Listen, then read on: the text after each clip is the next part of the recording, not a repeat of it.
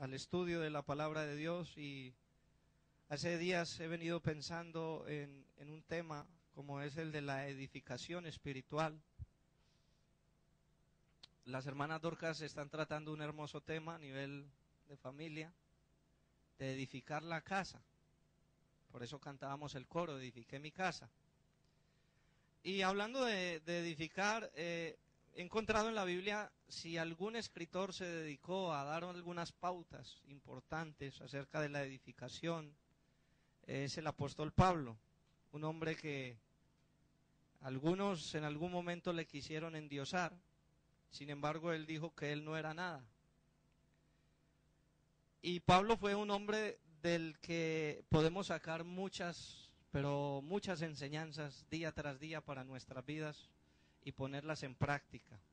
Lo importante de la palabra, hermano, no es solamente escucharla y discernir lo que Dios nos está diciendo, sino luego poner en práctica lo que hemos oído. Porque no se trata de simplemente oír, sino de hacer. De hecho, la palabra edificar es un verbo que conlleva acción. Estaba leyendo el significado etimológico del verbo edificar. Dentro de ella me decía que es un verbo transitivo. ¿Qué quiere decir un verbo transitivo? A manera de información, eso no nos interesa demasiado, pero a manera de información es un verbo que tiene que estar acompañado de otro, o de algo, de un sustantivo que le dé sentido, porque si yo digo edificar, queda suelto. Si dicen Didier edifica, no se sabe qué. Otro ejemplo sería lo contrario del verbo transitivo, es un verbo intransitivo que quiere decir que no necesita otro que le ayude a entender lo que va a hacer. Si diríamos, gracias a Dios no lo hago, pero si dijéramos Didier delinque o dilinque, pues ya sabríamos que esa acción, qué es lo que es. Sin embargo, edificar tiene que ir acompañado de algo porque es una rama muy amplia. Usted edifica una casa, pero usted también edifica unos valores. Y usted edifica en términos espirituales, usted edifica una vida. Y de eso se trata. En esta mañana yo quisiera que cada uno de nosotros nos pusiéramos la ropa de edificar. Hágase la idea de que somos en una obra, y perdóneme la expresión, si alguno se va a sentir de pronto con esto mal, pero vamos a hacernos peones todos. Amén. ¿Me entiende lo que le digo? Los peones. ¿Qué hay que hacer? Lo que haya que hacer. Dios en esta iglesia no llamó a alguien para que fuera el arquitecto, porque Él es el arquitecto. Dios no llamó a alguien para que en la iglesia hubiese un ingeniero que dijera estas cosas son así. No. Dios puso encargados de obra, pero esos encargados de obra tienen la misma función relativamente que el peón. Y nosotros vamos a ser esos obreros. Por eso dice la palabra, rogad al Señor de la mies que envíe obreros. Dios no está pidiendo ingenieros. Dios no está pidiendo personas capacitadas o preparadas a nivel intelectual. Pueden estarlo, pero que tengan una cualificación de obreros. ¿Qué es el obrero? Aquel que se somete a realizar las órdenes de alguien. Y en esta mañana usted y yo vamos a recibir las órdenes de Dios para edificar algo en nuestras vidas. ¿Usted está de acuerdo conmigo? Amén. Quiero, hermano, que durante este poco tiempo vamos a estar atentos a la palabra de Dios y vamos a usar mucho la Biblia, porque de eso se trata la escuela dominical. Entonces, edificar es un verbo transitivo que quiere decir levantar, construir o encargar la construcción de un edificio. También el significado da la idea de incitar en los demás sentimientos o actitudes elevadas. Pero también se puede dar el concepto de establecer o sentar las bases de algo. Los dos últimos significados son un uso figurado. El primer significado que damos, el de levantar o construir, ese es el término que quiere decir edificar. Pero el uso figurado entonces es lo que decíamos ahora, yo voy a edificar valores, estoy dando un uso figurado a lo que vamos a hacer. Yo quisiera que nos centráramos en esta parte de lo figurado, porque la Biblia habla en figuras y Dios da a entender su palabra a través de muchos métodos y uno de ellos pues son las figuras. Él también usó las parábolas y usó otros ejemplos con los cuales quería que la palabra se comprendiera de una forma más exacta. Así que la palabra edificar entonces quiere decir levantar o construir, pero nosotros lo vamos a aplicar como incitar a los demás sentimientos o actitudes elevadas. Yo le pregunto, hermano, ¿hay una actitud más elevada que de servirle a Dios? No, no la busque. No hay un grado más alto para el ser humano que declararse siervo de Dios. Eso es lo más alto que le puede suceder al ser humano. Así que si se trata de incitar a los demás sentimientos y actitudes elevadas, entre nosotros vamos a buscar cada día el ser servidores de Dios. Amén. El construir también es un sinónimo de edificar. Sin embargo, la palabra construir ya tiene una connotación de que se trata de edificar una obra de ingeniería o de arquitectura. Y ahí ya se le da una parte muy importante. Entonces vamos a construir, vamos a edificar una obra de un ingeniero o de un arquitecto. Ya dijimos quién era ese ingeniero, amén. Y ahora yo quiero que usted lea su Biblia en el Primera de Corintios, en el capítulo 3. Y vamos a leer allí la palabra de Dios, ábrala, y yo voy a dar lectura a la palabra del Señor. Primera de Corintios, capítulo 3. Voy a leer este capítulo hasta el versículo 15. Dice así: de manera que yo, hermanos, no puedo hablaros como a espirituales, sino como a carnales, como a niños en Cristo. Os di a beber leche y no vianda, porque aún no erais capaces, ni sois capaces todavía, porque aún sois carnales, pues habiendo entre vosotros celos, contiendas y disensiones, ¿no sois carnales y andáis como hombres? Porque diciendo el uno, yo ciertamente soy de Pablo, y el otro, yo soy de Apolos, ¿no sois carnales? ¿Qué pues es Pablo y qué es Apolos?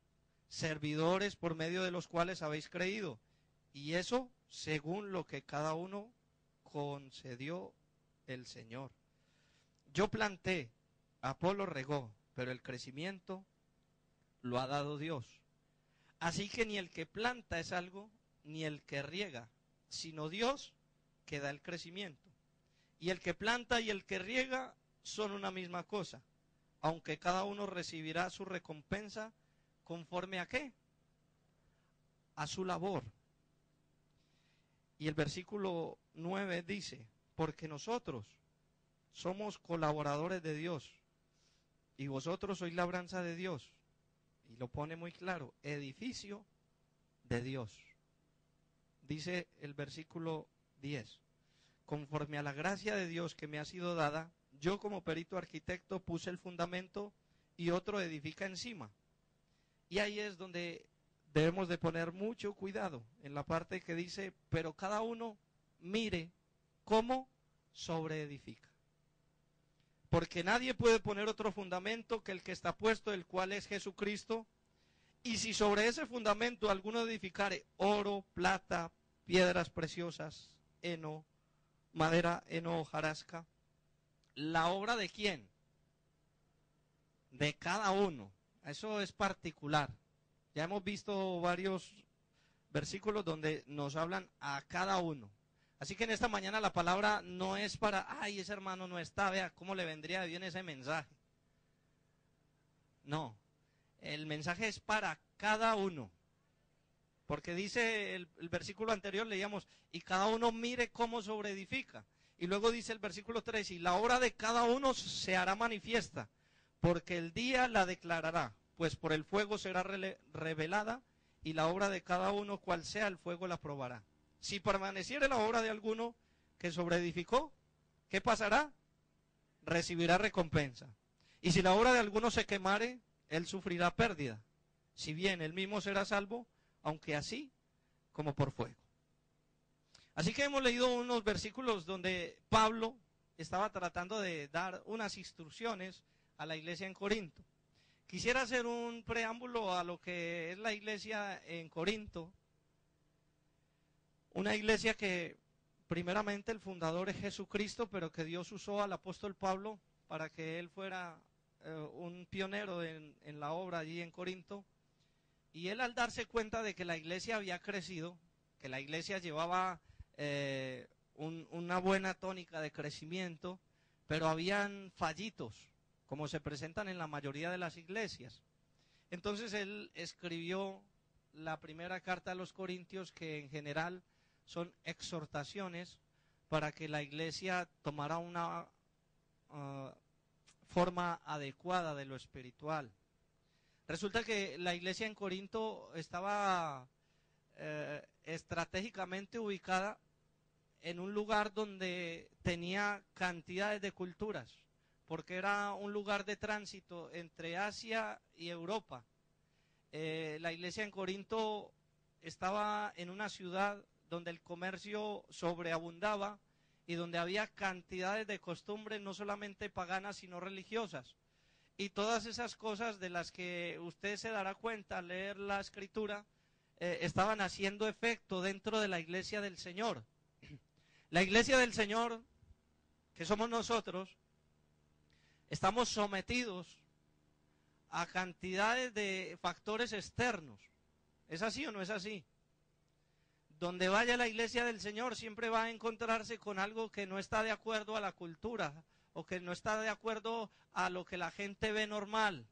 Pero afortunadamente la iglesia del Señor, así como el evangelio de Jesucristo, es algo transcultural. Que sea la cultura que sea, va a ser el mismo. La iglesia del Señor es la misma aquí donde la pongan.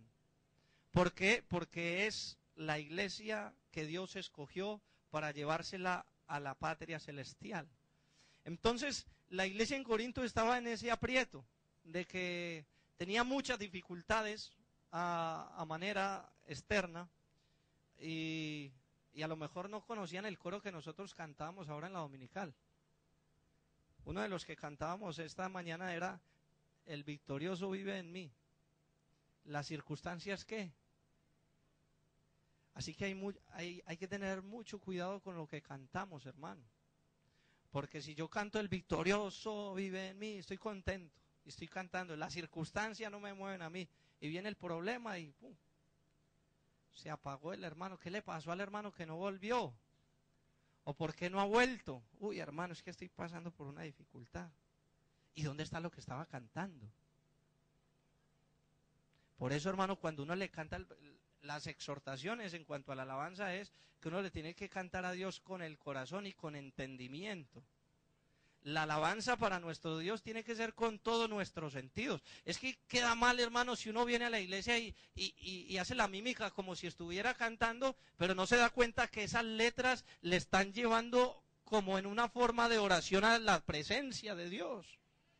Y por eso es importante, cuando uno canta las circunstancias no me mueven a mí, entonces afrontar cada circunstancia en medio de la dificultad, en medio de la prueba, saber que nuestra meta, que nuestro galardón es el Señor Jesucristo. Amén. La iglesia en Corinto entonces estaba pasando por esa dificultad, se le pegaron cosas y entonces empezó a dividirse. Y algunos estaban de acuerdo con lo que decía Pablo, y otros estaban de acuerdo con lo que decía Apolos. Y otros decían: no, yo soy de Cristo. Y esos estaban bien ubicados, pero estaban mal. ¿Por qué? Porque estaban participando dentro de la contención. Ellos estaban conteniendo con los otros al decir: yo soy de Cristo. Está bien ser de Cristo, pero no para contener. Hay que saber que Dios no se agrada, y la palabra de Dios dice que el evangelio no es para contender. El evangelio es para publicar y mostrar lo que verdaderamente Dios puede hacer en la vida de alguien. La iglesia en Corinto aparecía entonces en ese momento en una dificultad enorme, y Pablo, a través de sus oraciones y de sus escritos, manda a la iglesia este legado y le empieza a decir: es que el que planta no es alguien, ni el que riega, sino que es Dios el que da el crecimiento. Desafortunadamente las divisiones, cuando se dan dentro de las iglesias, no son guiadas ni son dirigidas por los líderes. Pablo no tenía que ver nada en esa división, Apolos tampoco. ¿De quién era el problema? De los seguidores. Los líderes, a veces en el momento en que Dios usa a alguien y usted está de acuerdo con eso, usted lo lleva a la presencia de Dios y usted está de acuerdo con lo que los predicadores digan, pero usted no va a hacer de eso una doctrina y va a decir solamente ese tiene la razón. Porque entonces caeríamos en el mismo error y entonces volveríamos a ser como Pablo estaba tratando a los corintios. Los tenía que tratar como carnales. A pesar de que eran hermanos, a pesar de que eran bautizados, a pesar de que eran cristianos, en ese momento estaban siendo carnales porque estaban participando en divisiones. Y el Señor entonces viene a través de la voz de Pablo y les da unas instrucciones y les dice, no es el que siembra, tampoco el que riega, porque el que da el crecimiento es el Señor. De una forma muy drástica, Pablo cambia de metáfora. Estaba hablando de una labor de agricultura y cambia a una labor de construcción. De repente él le está diciendo, no es el que planta ni el que riega, sino que luego dice, no es el que pone el fundamento y tampoco es el que edifica encima. Si usted ha leído detenidamente en 1 Corintios capítulo 3, desde el 7 dice, así que ni el que planta es algo, ni el que riega, sino Dios que da el crecimiento. Y el que planta y el que riega son una misma cosa, aunque cada uno recibirá su recompensa conforme a su labor. Pero nosotros somos colaboradores de Dios y vosotros sois labranza de Dios. Hasta ahí va bien. Y de repente entonces dice, edificio de Dios. Hermano, para construir un edificio tienen que haber conocimientos. Y Dios es el que tiene todo conocimiento. Dígame si Dios no tiene la capacidad de construir el edificio de la iglesia. Dígame si los planos de Él son inexactos. No, en ningún momento.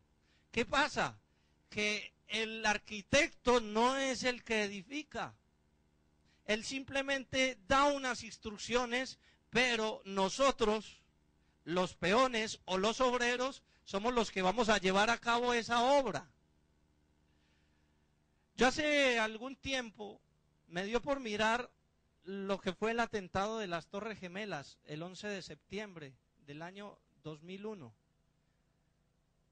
Y estaba viendo un documental acerca de el ingeniero, el que había diseñado aquellas torres,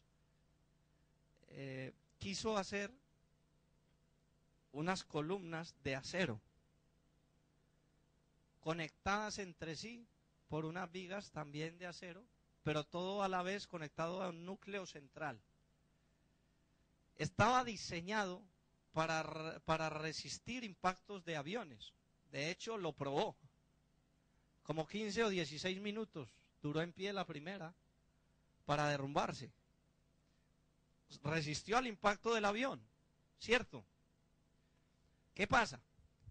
Que el material con que fue hecho esas bases o esas columnas, el acero, era algo en ese momento, o se puede decir que actualmente todavía es lo más fuerte para un edificio, pero no contaban con el factor calor. Se derrumbaron las Torres Gemelas porque el calor hizo que se dilataran las columnas, y no solamente las columnas, sino las vigas de acero que iban unidas entre sí. Al soltarse la primera, la segunda ya se dilataba un poco más, y la tercera, eso ya era algo sucesivo, hasta que se desplomó por completo aquellos dos edificios que eran emblema de la construcción que puede hacer el hombre. Dios a uno le da a uno como ciertos momentos en los cuales uno puede apreciar. Y a veces el hombre se deleita tanto mirando, ¡ay, qué bonito!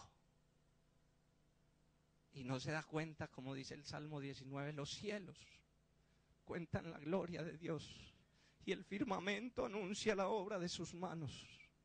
Un día emite palabra, otro día, y una noche a otra declara la sabiduría de Dios. A veces estamos tan expectativos a ver lo que hace el hombre, pero estamos ignorando lo que Dios ha hecho desde hace muchísimo tiempo en nosotros. Y este hombre hablaba acerca de ese problema que se presentó en esa edificación. Era una edificación con una consistencia sólida, una estructura demasiado sólida. Resistir el impacto de un avión que venía a 800 kilómetros por hora, que tenía 2 motores, cuyo motor cada uno puede pesar aproximadamente 4 toneladas. Imagínense el impacto que haría sobre esa edificación, pero la edificación se sostuvo en pie porque tenía unas bases sólidas. Pero sabe, hermano, no hace falta únicamente. Yo mientras meditaba en esta palabra, yo le decía, Señor, ayúdame, porque no se trata solamente del material con que se edifica. Porque versículo siguiente Pablo decía, sino que la obra de cada uno será probada por el fuego. Lo que le pasó a las Torres Gemelas, el material era muy bueno, pero el fuego lo consumió. Así que, hermano, en esta mañana yo quisiera que usted y yo llegásemos a comprender lo importante de nosotros poder edificar para Dios un altar, edificar para Dios una familia, edificar para Dios una iglesia en la cual la presencia de Él sea notoria en todo momento. No era el problema de lo que se usó, era el factor externo el que vino a probar esa obra. Y en la iglesia, hermano, nosotros somos dados en todo momento a recibir instrucciones de Dios de cómo hacer las cosas. Dios no tarda en hablar al hombre cuando el hombre necesita la palabra. Yo creo, hermano, que usted y yo somos conscientes de cada que venimos a la iglesia, cada que venimos a la casa del Señor, cada que queremos adorarle a Él. Entonces la respuesta de Dios no se deja esperar y de repente viene la palabra y aparentemente esa palabra en ocasiones no va de acuerdo con lo que nosotros estamos pensando. Pero es ahí donde se necesita que usted y yo tengamos una actitud de obrero. Hermano, Dios no llamó a alguien para que dirigiera y dijera cómo es que va a hacer las cosas la iglesia. No, Dios ya dejó su diseño, su plano bien definido. La santa palabra de Dios le da a usted instrucciones para saber qué es lo que debe y no debe de hacer. A veces estamos muy entretenidos diciendo, pero eso no es malo. No, es que son fanáticos. Hermano, en esta iglesia no se trata de que haya o no haya fanatismo. En esta iglesia se trata de que Dios lo dijo a través de su palabra. Todo me es lícito, pero no todo me conviene. Y como si no quedara claro, le trata de hacerle entender a la iglesia qué es lo que le conviene. Porque yo lo entiendo de esa manera. Yo no sé usted cómo puede interpretar la escritura, pero cuando Dios dice todo me es lícito pero no todo me conviene, viene la misma palabra, todo me es lícito pero no todo edifica. En conclusión, lo que es lícito para nosotros es lo que verdaderamente nos edifica como iglesia del Señor Jesucristo. ¿Sabe, hermano? Que en la edificación, en la obra, tiene que haber un elemento, pero trascendental y fundamental. Yo no me voy a detener mucho porque somos personas conocedoras de las doctrinas bíblicas y sabemos que Jesucristo es la roca sobre la cual está edificada la iglesia. Sabemos que las doctrinas fundamentales son esas columnas que sostienen la iglesia, pero que usted y yo hacemos parte de ese edificio. Usted y yo hacemos parte de esa edificación. Y para la armonía de la edificación tiene que haber comunicación y tiene que haber unidad. No puede levantarse otro ingeniero a decir, no, es que eso así no vale. O un obrero decir, mire, ingeniero, así no lo haga porque le va a quedar mal. ¿Sabe? Yo tengo experiencias con muchas personas de las que en alguna ocasión aquí en España hemos trabajado el área de la construcción. Y yo recuerdo una vez cómo le dijeron a un hombre, yo estaba ahí al lado porque yo trabajé de peón como 2 o 3 meses, y yo estaba ahí al lado cuando el hombre dio un punto de vista muy acertado. Y le dijo, no era ni siquiera el ingeniero, era el encargado, le dijo, oye, esto me parece que se pudiera hacer así. Lo mandó callar y le dijo, vea, a usted no se le paga para que piense, sino para que trabaje. Nosotros aquí, aunque esa respuesta es un poco dura, Dios no nos llamó a nosotros para diseñar nada.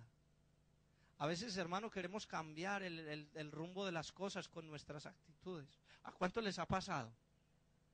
Vea, no estoy de acuerdo con eso, hermano, yo quisiera que eso lo hicieran así. Y de repente viene la palabra de Dios y le habla a uno. Dios usa a un hermano, una hermana y le dice, hermano, no, así no. Deje que Dios es el que dirige. ¿A cuánto les ha pasado esa experiencia? Y a veces, hermano, nos ponemos tristes. Y no solamente tristes, hay personas que han dejado de asistir a los cultos, de venir a la iglesia, porque en algún momento se les ha dicho, no lo haga así. Pero hermano, nosotros aquí estamos es para seguir al director. Nosotros aquí estamos para cumplir las órdenes del ingeniero. La Biblia habla en el libro de Apocalipsis que nosotros vamos a habitar una Jerusalén celestial cuyo arquitecto es Dios. El constructor de toda la iglesia es el Señor Jesucristo. Pero no solamente el constructor, porque vea, un ingeniero, ¿qué beneficio sacaría si se ve ahí están los planos y así se tiene que hacer? Pero no le da material ni herramientas a los trabajadores. ¿Esa obra se puede hacer? No. Así que yo quisiera que usted y yo leyéramos en la palabra de Dios en Efesios capítulo 4.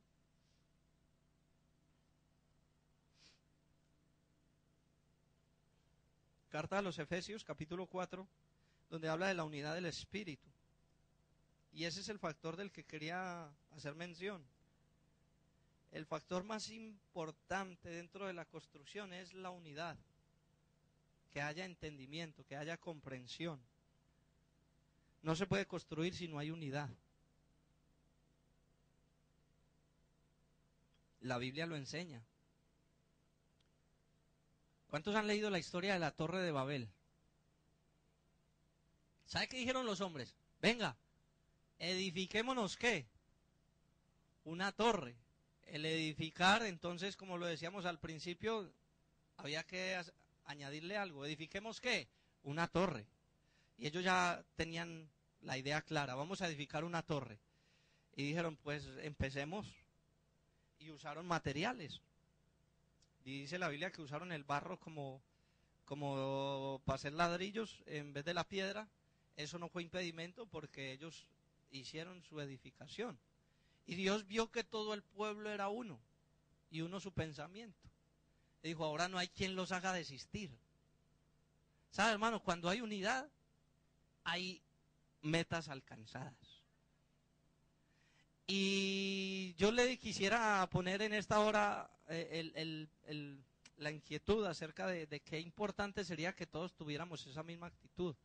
Por eso Dios descendió y los confundió. Porque si no había unidad, no había más construcción. Pero Dios a la iglesia no la ha confundido.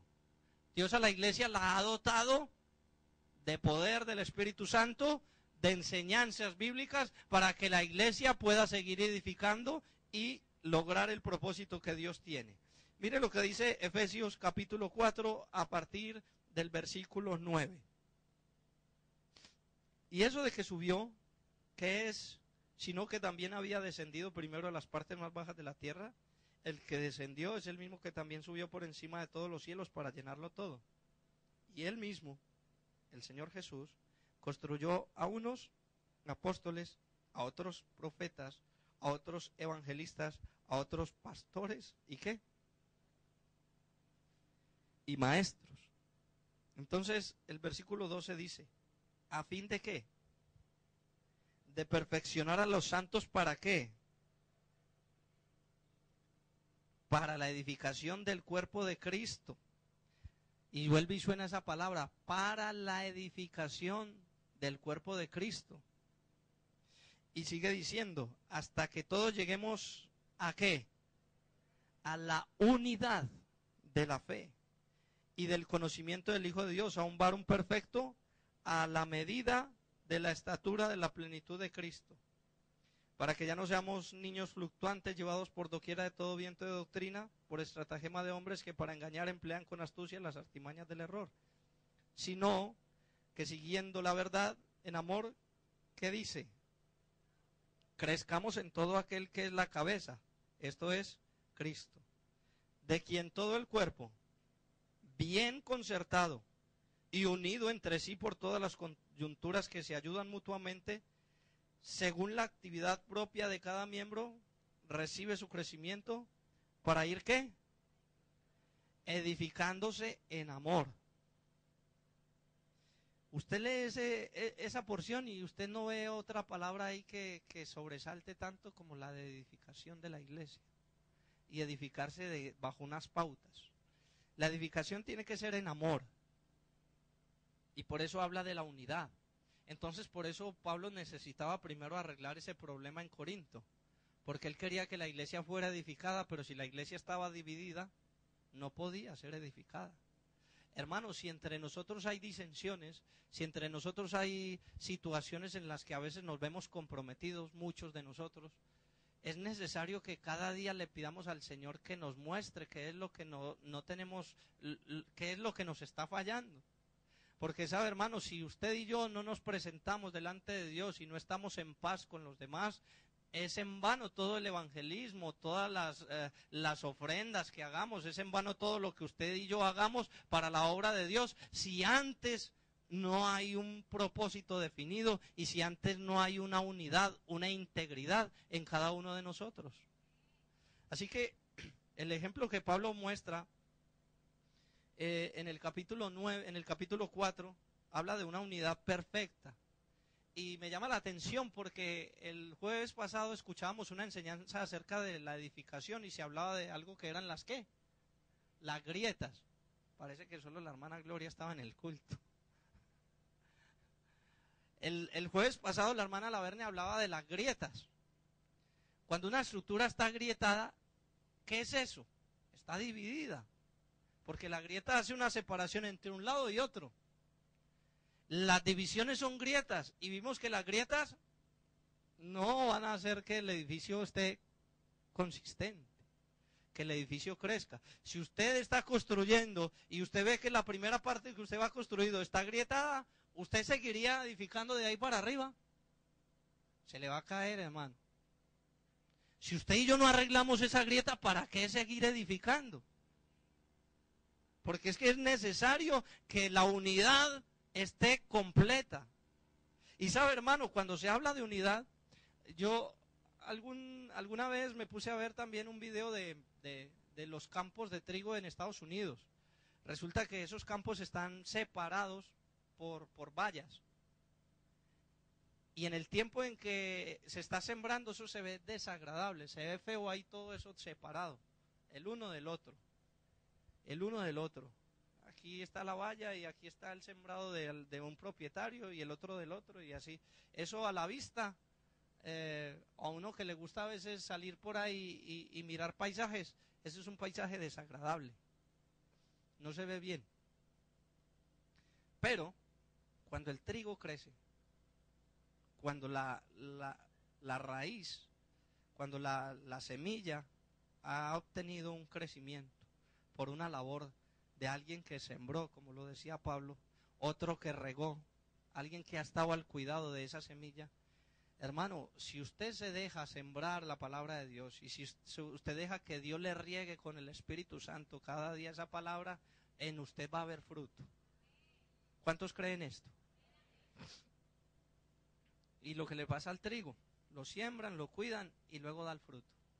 Cuando crece el trigo, una vista aérea muestra como si todo eso fuera un solo campo. Y se ve espectacular, se ve precioso, porque se ve homogéneo.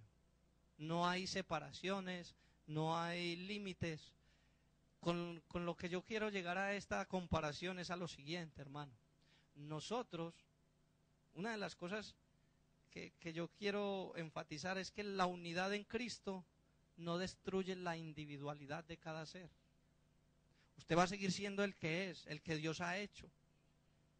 Pero usted, a pesar de esa individualidad, de esos límites, de esas barreras que tiene para no pasarse hacia los demás, usted es parte de esa unidad, de ese sembrado de Dios. Para que la gente vea algo hermoso, para que la gente vea algo precioso en la iglesia del Señor, tiene que haber fruto en cada uno de nosotros. Imagínese, hermano, cómo sería la vista si este tiene frutos o este trigo ha crecido bien y este se murió, este no le volvieron a cuidar, este sí, este no. Eso se ve feo.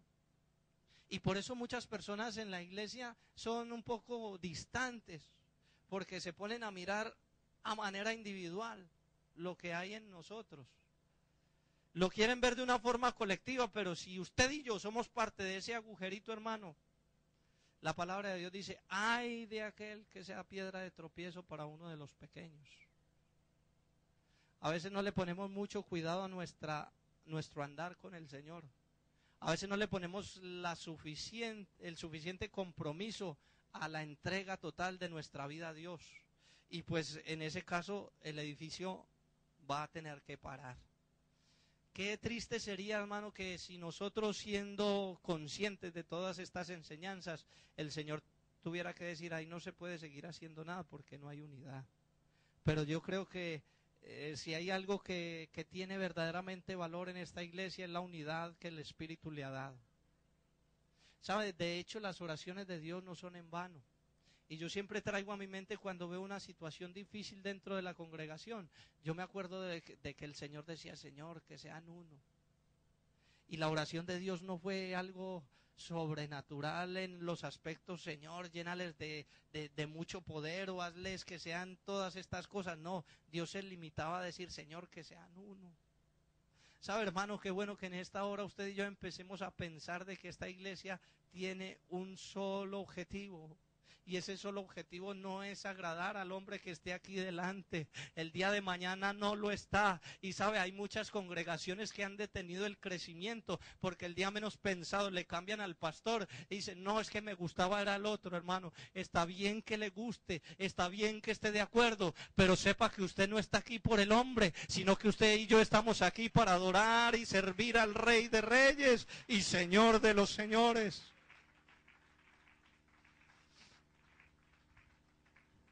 Por eso dice la palabra de Dios que Dios a cada uno le ha dado dones especiales. El Espíritu le da dones a todos, porque el Espíritu no hace acepción. ¿El Espíritu Santo quién es? Dios. Dígalo sin temor. Eso es unicidad. ¿Quién es el Espíritu Santo? ¿Dios hace acepción de personas? No, el Espíritu no hace acepción. Y el Espíritu a todos les da dones. Hermano, pero yo no sé cuál es el mío. Pues hermano, primeramente pídale a Dios que se lo muestre. Y si usted lleva tiempo orando para que el Señor le muestre cuál es uno y usted no lo ha visto, busque a un hermano de la iglesia para que le ayude y le diga, hermano, ¿por qué no me ayuda a orar? Porque de eso se trata, de la unidad. Mire, en todos los aspectos de la vida tiene que haber unidad. Si en una familia no hay unidad, esa familia se va a pique. Si en una empresa no hay unidad, esa empresa no marcha bien, aunque dé resultados.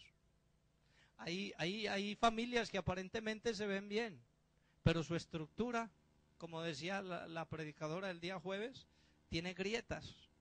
Y esas grietas van a impedir que más adelante ese edificio pueda seguir creciendo. Hermano, qué bueno sería que usted y yo comprendiéramos que usted y yo no cesamos día tras día de ser edificadores. Mire, ¿usted por qué trabaja? Sinceramente. Porque usted está edificando. Porque usted necesita ir un paso más arriba. Si usted estuviera bien como está, usted no trabaja.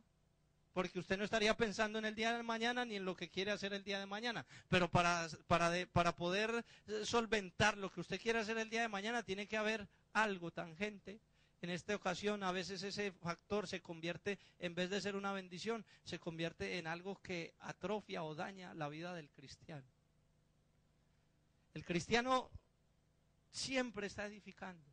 Si usted está en su casa y usted no está trabajando, usted está edificando. Porque el tiempo que usted dedica al estar al lado de su familia es un tiempo en el cual su familia es edificada. Porque no solamente se sostiene con la compra cada mes. Si usted es un padre de familia que se limita a decir, es que yo trabajo para que ustedes puedan vivir, hermano, yo le hago una pregunta. ¿Acaso usted es superior a Dios? ¿Qué dice Dios de la palabra, en la palabra? Dice que Él cuida de las aves. No crea que su familia se sostiene porque usted y yo trabajamos. No, ese es el medio que Dios está usando, pero en cualquier momento ese medio Dios lo puede cambiar. Así que el edificar es una actividad constante. Y la palabra de Dios lo muestra en esa carta donde leíamos a los Efesios, de que es hasta que todos, y ahí es donde viene la parte. A veces uno quiere ver un avivamiento poderoso. No quiero decir con esto de que en España no se esté viendo. Gracias a Dios por el avivamiento que hasta el día de hoy usted y yo estamos presenciando. Y gracias por ese amén. ¿Sabe, hermano? Porque es que no cualquiera puede decir en 10 años de trabajo haber establecido 106 iglesias donde se alaba y glorifica el nombre de Jesús. Eso es un avivamiento. Lo que pasa es que como todo ser humano ambiciosos queremos ver más. Y queremos ver que el paralítico se levante. Y queremos ver una congregación de 300 todos danzando en el Espíritu. Y eso puede pasar, pero cuando haya unidad. Si no hay unidad, no va a pasar nada de eso, porque sencillamente Dios quiere que la iglesia llegue a ese nivel. Y por eso día tras día trabaja. Día tras día Dios trabaja. Dios no cesa de trabajar en el hombre. Dios no cesa de trabajar en la familia. Mira, hermano, los dones que Dios nos ha dado son especiales. Y por lo tanto, al tenerlos es importante usarlos. ¿Cuántos creen que Dios les ha dado dones? Amén.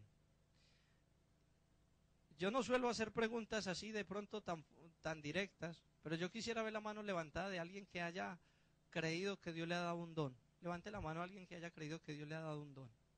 El que sea. Amén. Voy a hacer otra pregunta. ¿Cuántos han usado ese don que Dios les ha dado? Levante la mano, por favor. Bueno, más o menos la misma cantidad de personas.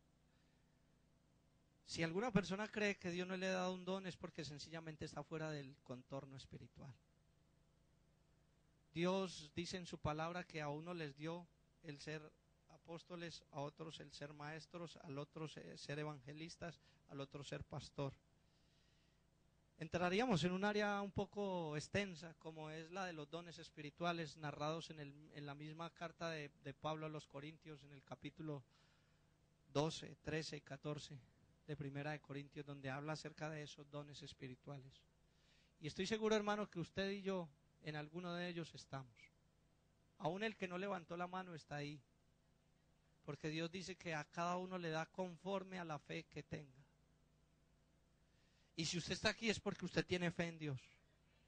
Así que si su fe es poca o es mucha, algo le ha dado Dios. Que no lo ha identificado, pues hay que identificarlo. Que no lo está usando, hay que usarlo, hermano. Lo importante de usar el don es muy sencillo. Dios, antes de desaparecer del escenario humano, cuando se presentó a los apóstoles resucitados y cuando estuvo con ellos y antes de ascender al cielo, en el libro de Mateo, en el capítulo 28, Él les dejó una labor, algo que todos conocemos como la Gran Comisión. ¿En qué consiste esa Gran Comisión? Id y haced discípulos a todas las naciones. Id y haced discípulos a todas las naciones.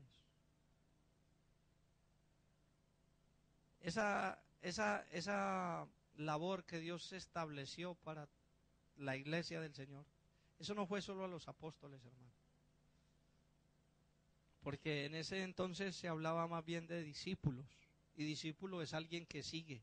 Y yo creo que en esta iglesia todos los que estamos aquí somos discípulos del Señor. Y si le seguimos, entonces para nosotros también es la labor, para nosotros es el mandato, para nosotros es el mandamiento. Pero como individuos no lo vamos a lograr, hermano. Dígame, si usted como individuo puede lograr ir y hacer discípulos en todas las naciones. No puede. Usted y yo no podemos de manera individual lograr hacer el propósito de Dios. Pero Dios ha usado entonces algo muy especial que se llama la iglesia, para que como iglesia lo logremos. Sabe, hermano, es muy importante que usted y yo como iglesia del Señor comprendamos de que estamos edificando una iglesia santa. Nosotros simplemente con el cumplir las órdenes de Dios ya estamos participando de ser esos obreros del último tiempo. No es en la sociedad actual donde Dios está buscando obreros. No es en las tabernas o en las playas. No es en las discotecas donde se reúnen millones y millones de personas día tras día para dar rienda suelta al pecado, donde Dios está buscando obreros. Dios está buscando obreros aquí en la iglesia. Un obrero que sea capaz de decir: Señor, estoy dispuesto a hacer todo lo que tú me mandes. Y cuando usted y yo asumimos ese compromiso, entonces va a venir una lluvia de bendiciones sobre cada uno de nosotros. Sabe, hermano, el estado espiritual en el que usted y yo nos encontremos es directamente proporcional a la búsqueda de Dios que haya en ti o en mí. No podemos estar bien espiritualmente si no hay una búsqueda de Dios. Hermano, a veces me da tristeza. Yo en alguna ocasión en otra iglesia donde tuve la oportunidad de estar un tiempo, yo veía que los hermanos eran inquietos y todo el tiempo decían: hermano, ore por mi vida espiritual. ¿Y cuántos de nosotros sabemos que necesitamos orar por nuestras vidas espiritualmente? Pero no se trata de que alguien ore por mi vida espiritual. No se trata de que recibas una enseñanza que hagas mover tus sentidos y te haga ver que cada día necesitamos acercarnos más a Dios. No es que haya un grupo de intercesión que te tenga presente día tras día. No es una madre que esté ahí clavada a sus rodillas por esos hijos que todavía no quieren seguir al Señor. No basta con eso, basta con que alguien venga y le diga: Señor, te quiero servir. Sabe, hermano, si usted no está dispuesto a servir, usted sencillamente, perdóneme, se lo digo por la palabra, usted y yo no tenemos ninguna función aquí en la tierra ni en la iglesia. El que me quiera servir, sígame. Primero está el servicio. Primero está el poderle dar a Él toda la gloria, el poder presentarnos como obreros aprobados delante de Él. Pablo en otro escrito lo decía de una forma concreta: procura con diligencia presentarte delante de Dios como obrero aprobado. ¿Saben? Las estructuras que usted y yo vemos de los edificios, hay gente que quisiera estar trabajando allí, hay gente que quisiera ahora estar en el paro o dando vueltas por la calle buscando un empleo, y hay personas que quisieran estar ahí trabajando, pero no están ahí porque no fueron selectas ni aprobadas. Pero usted y yo estamos dentro de la edificación, usted y yo estamos delante del Rey de Reyes, del Creador del cielo, de la tierra, del universo, de todas las cosas, y Él nos ha dado a nosotros el privilegio, nos ha dado la oportunidad de que seamos servidores, de que seamos obreros entregados, de que seamos parte de esa edificación. Y día tras día viene la palabra, y día tras día viene la enseñanza, pero estamos haciendo un lado todo eso porque estamos asombrados mirando fuera del contexto. Pero Dios en esta mañana hace un llamado a su iglesia. Yo siento que Dios llama también mi vida. Yo siento que Dios habla en esta hora a cada uno de nosotros. Y sabe, hermano, ¿por qué? Porque Él quiere que todos lleguemos a la estatura de la plenitud de Cristo. No se puede mirar un rascacielos, no se puede mirar una construcción lo suficientemente alta si antes no ha habido unas personas, si antes no ha habido una disposición, si antes no ha habido una unidad para que eso llegue a ese punto. Pero yo sé que Dios en esta mañana está hablando a cada uno de nosotros para que nosotros podamos llegar a esa plenitud en Dios. Yo quisiera, para ir terminando, hermano, que usted y yo leyéramos otra porción de la palabra en el libro de Colosenses, en el capítulo 2, el versículo 19.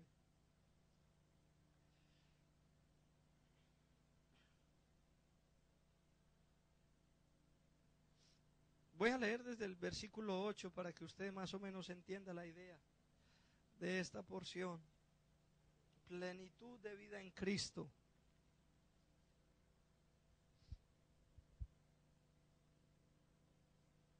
Plenitud de vida en Cristo, Colosenses capítulo 2, versículo 8.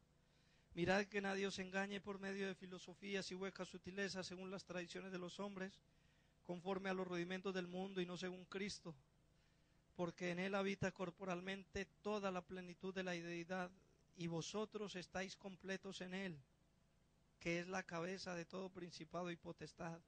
En Él también fuisteis circuncidados con circuncisión no hecha a mano, al echar de vosotros el cuerpo pecaminoso carnal en la circuncisión de Cristo, sepultados con Él en el bautismo, en el cual fuisteis también resucitados con Él mediante la fe en el poder de Dios que lo levantó de los muertos. Y a vosotros, estando muertos en pecados y en la incircuncisión de vuestra carne, os dio vida juntamente con Él, perdonándoos todos los pecados, anulando el acta de los decretos que había contra nosotros, que nos era contraria, quitándola de en medio y clavándola en la cruz, y despojando a los principados y a las potestades, los exhibió públicamente, triunfando sobre ellos en la cruz. Por tanto, nadie os juzgue en comida o en bebida, o en cuanto a días de fiesta, luna nueva o días de reposo, todo lo cual es sombra de lo que ha de venir, pero el cuerpo es ¿de quién? De Cristo. Nadie os prive de vuestro premio, afectando humildad y culto a los ángeles, entreteniéndose en lo que no ha visto, vanamente hinchado por su propia mente carnal, y no haciéndose de la cabeza, y en virtud de quien todo el cuerpo, ¿qué dice? Nutriéndose y uniéndose por las coyunturas y ligamentos, crece con el crecimiento que da Dios. Pues si habéis muerto con Cristo en cuanto a los rudimentos del mundo, ¿por qué, como si vivieses en el mundo, os sometéis a preceptos, tales como no manejes, ni gustes, ni aun toques, en conformidad a mandamientos y doctrinas de hombres, cosas que todos se destruyen con el uso? Tales cosas tienen a la verdad cierta reputación de sabiduría en culto voluntario, en humildad y en duro trato del cuerpo, pero no tienen valor alguno contra los apetitos de la carne. Si pues habéis resucitado con Cristo, buscad las cosas de arriba, donde está Cristo sentado a la diestra de Dios. Poned la mira en las cosas de arriba, no en las de la tierra, porque habéis muerto y vuestra vida está escondida con Cristo en Dios. Cuando Cristo vuestra vida se manifieste, entonces vosotros también seréis manifestados con Él en gloria.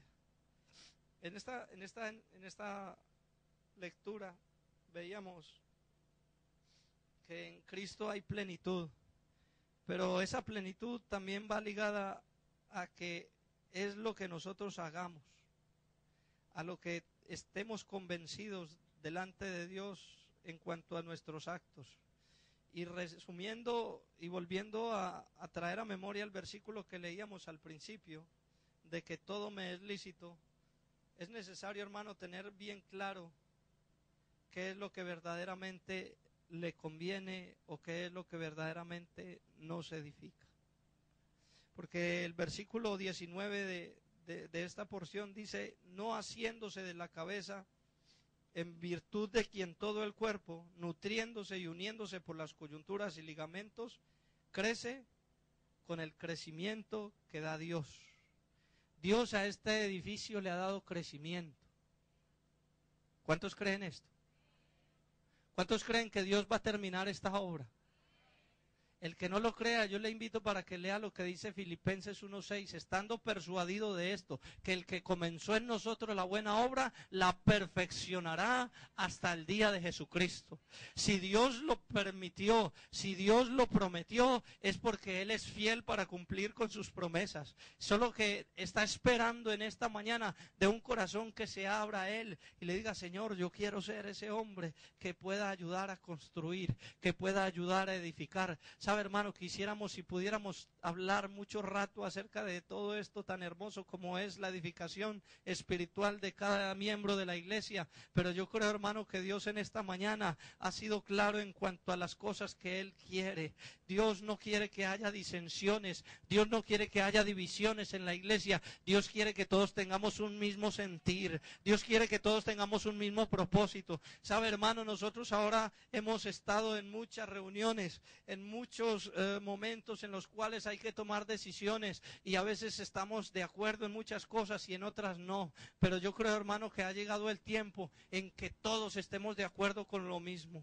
Estamos queriendo y estamos esperando que la obra en España crezca, que el reino que Dios ha establecido en esta nación sea algo fructífero, y para que eso suceda, usted y yo debemos asumir muchas actitudes diferentes. Usted y yo tenemos que tener en cuenta de que Dios quiere que este edificio en esta nación también crezca, pero para que ese edificio crezca, usted y yo vamos a ser una parte esencial y fundamental. El cuerpo, como lo dice la palabra de Dios, el cuerpo del Señor, el cuerpo que es la iglesia, el cuerpo no tiene nadie, absolutamente nadie que sea necesario. O la palabra no es tanto necesario, sino indispensable. Porque todo lo que se crea indispensable, créame, hermano, que está fuera del contexto de Dios. En esta iglesia lo único indispensable es el Señor.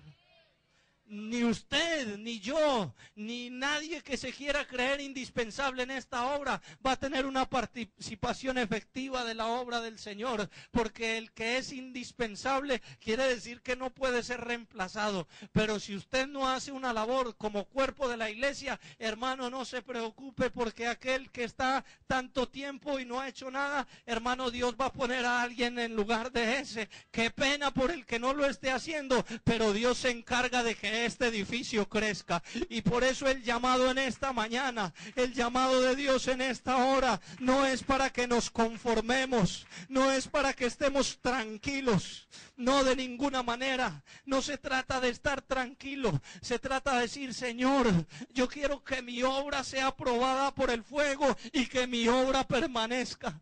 ¿Sabe, hermano? Aparte de la salvación, el contexto en el que escribía Pablo se refería a un galardón allá en los cielos. Dice la palabra de Dios que alguno se salvará así como por fuego. Queriendo decir, hay personas que en un incendio han perdido todas sus cosas.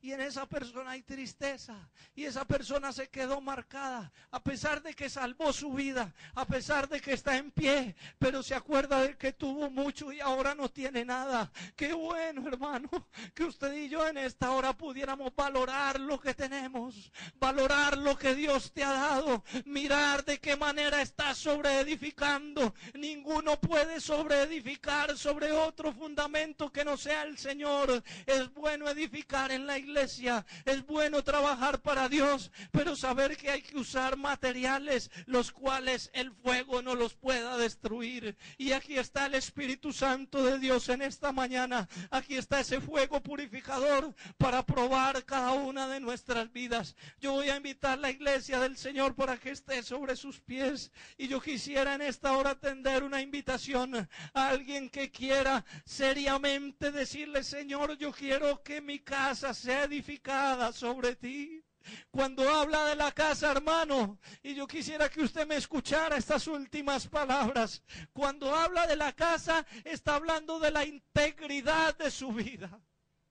Hubo un rey en el libro de Isaías que Dios le mandó una orden. Mira, dile a ese rey que se va a morir, que ordene la casa. A lo mejor este llamado es para ti, hermano. Yo no quiero pronosticar porque no soy quien, pero ¿qué tal si estás viviendo los últimos días? ¿Quién tiene la vida comprada y puede asegurar que el día de mañana va a estar en pie? En esta mañana Dios te está diciendo, ordena tu casa. Y sabe, hermano, la casa no es esa habitación con los muebles en las cuales vivimos cada uno de nosotros, porque yo creo que esa casa todos los días está ordenada. Cuando Dios hace un llamado para ordenar la casa, es para que ordenemos nuestra vida delante de Él. Si Dios en esta mañana quiere que ordenes tu vida, si Dios quiere que en esta mañana esa edificación que Él ha puesto en ti tenga un futuro próspero, es necesario entonces que nos quebrantemos, que nos humillemos y que le pidamos a Él misericordia. Oh Dios del cielo y de la tierra, Señor Jesús, en esta mañana quiero presentarte mi vida, oh Dios. Tú sabes, Señor, lo que estoy edificando. Tú sabes, Señor, lo que estoy forjando. Y tú sabes, Señor, si estás tú o no estás tú dentro de mi edificación. Si esta edificación no te tuviera a ti presente, Señor, vano sería nuestro esfuerzo. Bien el salmista lo decía, si Jehová no edificare la casa, en vano trabajan los que la edifican. ¿De qué me vale, Señor, alcanzar logros? ¿De qué me vale obtener cosas terrenales? ¿De qué me vale obtener el mejor trabajo, el mejor sueldo, las mejores comodidades, si mi casa no está siendo edificada por tu Espíritu Santo? En esta mañana, Señor, invocamos tu nombre. En esta mañana, Dios de la gloria, estamos aquí postrados y humillados delante de ti, pidiéndote que tengas misericordia de cada uno de nosotros. Señor, míranos como obreros. Señor, en esta mañana levántanos como obreros. La mies es mucha, los obreros son pocos, pero yo quiero ser parte de ese ramillete, Señor, que tú vas a usar. Ayúdanos, Señor, ayúdanos a entender tu palabra, ayúdanos a vivir conforme a tu justicia y a tu verdad. Ayúdanos, Señor, a guardar nuestro testimonio. No queremos que esta edificación se agriete por nuestro lado, que no seamos nosotros los causantes de las grietas, que no seamos, Señor, nosotros los causantes de las divisiones. No, Dios mío, antes que todo, queremos pertenecer a esa unidad del Espíritu, a esa unidad a la que tú nos has llamado, a esa fraternidad, a esa comunión, Señor, de los unos con los otros. Cuando el cuerpo tiene un elemento que no le funciona, el cuerpo está dolido. Señor, la iglesia en esta hora reclama sanidad espiritual. Yo te pido, Señor, que sanen las heridas de mis hermanos, que sanen la vida de cada uno de los que estamos aquí, oh Dios. Ayúdanos, ayúdanos, ayúdanos. Levanta, Señor, al caído. Tu palabra declara, tú eres el que levanta al pobre y al menesteroso, Señor. Y en esta hora nos declaramos pobres porque necesitamos más y más de ti. En esta hora, oh Dios, permite que esta palabra, Señor, sea algo especial en nosotros. Muchas veces, Señor, nos hablas. Muchas veces, Señor, nos dices de muchas formas lo que tenemos que hacer. Pero yo sé, oh mi Cristo, en esta mañana tú estás tratando con nosotros. Tú estás obrando, Señor, en cada corazón. Qué bueno, Señor. Qué bueno es sentir tu presencia. Qué bueno es venir y decirte que te necesitamos, oh Dios. Muéstranos, Dios mío, déjanos escudriñar esos planos, déjanos ver el paso a seguir en la obra, déjanos ver qué es lo que tenemos que hacer, oh Dios.